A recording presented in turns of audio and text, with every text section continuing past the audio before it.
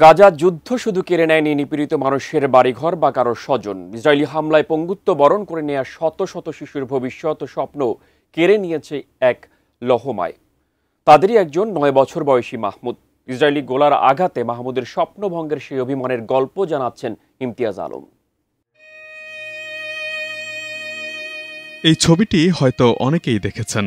Summer Abu ইলৌফের তোলা এই মর্মস্পর্শী ছবিটি 2025 সালের world press photo of the year নির্বাচিত হয়। ছবিটিতে যাকে দেখা যাচ্ছে তার নাম মাহমুদ আজ্জুর। 9 বছর বয়সী এই বালক ফিলিস্তিনের যুদ্ধবিধ্বস্ত ভূখণ্ড গাজার পুরনো শহরের বাসিন্দা। একসময় বাজারে গিয়ে মায়ের জন্য সবজি কিনে আনত কিংবা বন্ধুদের সাথে খেলায় মেতে উঠত। সেই ছেলেটির জীবনে এখন কেবলই অনন্ত বিষাদ। তার বাহু বিচ্ছিন্ন আবক্ষ এই ছবিটি যেন যুদ্ধে কেউ জেতে না এই কথারই প্রতিধ্বনির প্রতীক হয়ে থাকবে শতাব্দী ধরে। গত বছরের মার্চে ইসরায়েলি ড্রোন হামলায় ধ্বংস হয়ে যায় মাহমুদের বাড়ি। বিস্ফোরণে মাহমুদ তার দুটো হাতি হারায়। সে তখনও বুঝতে পারেনি কি হয়েছে তার সঙ্গে। উন্নত চিকিৎসার জন্য মাহমুদ এখন কাতারে অবস্থান করছে। সেখানেই দেশটির সংবাদ মাধ্যম আল জাজিরাকে মাহমুদ বলেছে, হামলার পর আমি ভেবেছিলাম আমি শুধু পড়ে গেছি, কিন্তু আমি নিজেকে মাটিতে খুঁজে পেলাম আর ক্লান্ত লাগছিল ভীষণ। তখন ভাবছিলাম কি ঘটেছে আমার সাথে। বাস্তবতা ধীরে ধীরে স্পষ্ট হলে মাহমুদ দেখতে পায় তার একটি হাত পাশেই পড়ে আছে, অন্য হাতটি দেখা যাচ্ছে না আশেপাশে। কিন্তু বিষয়টি ছোট্ট মাহমুদের মন মেনে নিতে পারেনি।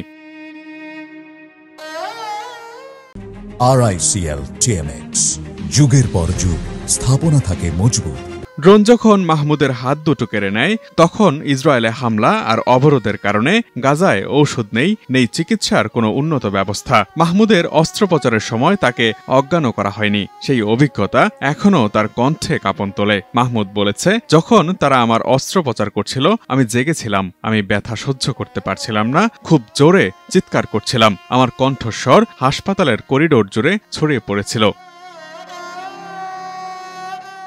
মাহমুদের মতো হাজার হাজার শিশু আছে গাজায়, যারা এই যুদ্ধে শরীরের কোনো না কোনো অংশ হারিয়েছে। জাতিসংঘের তথ্য বলছে 2023 সালের 7 অক্টোবর থেকে প্রতিদিন গড়ে 10 জন শিশু তাদের হাত বা পা হারিয়েছে। এমনকি অনেকের অস্ত্রোপচার হচ্ছে অ্যানেস্থেশিয়া বা কোনো চেতনানাশক ছাড়াই।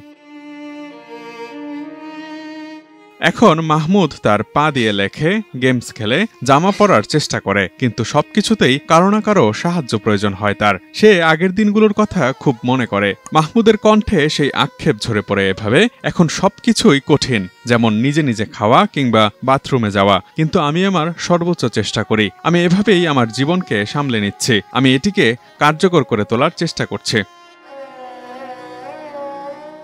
কিন্তু মাহমুদের তবু স্বপ্ন আছে। সে চায় একদিন গাজায় ফিরবে, ধ্বংস হয়ে যাওয়া শহরটাকে আবারও গড়বে। তার আশা বিশ্ব একদিন এই যুদ্ধ বন্ধ করবে। মাহমুদ বলেছে, আমরা আমাদের ভূমিতেই থাকতে চাই। আমরা চাই না ইসরায়েলিরা তা কেড়ে নিক। কষ্ট আর রাগ মেশানো গলায় সে এও বলে, সেখানে মানুষ মারা যাচ্ছে, আমি আমার বাড়ি বোমা মেরে উড়িয়ে যেতে দেওয়া দেখেছি। আমি এভাবে কিভাবে বাঁচব? Imtiaz Alam, desk report, ATN news.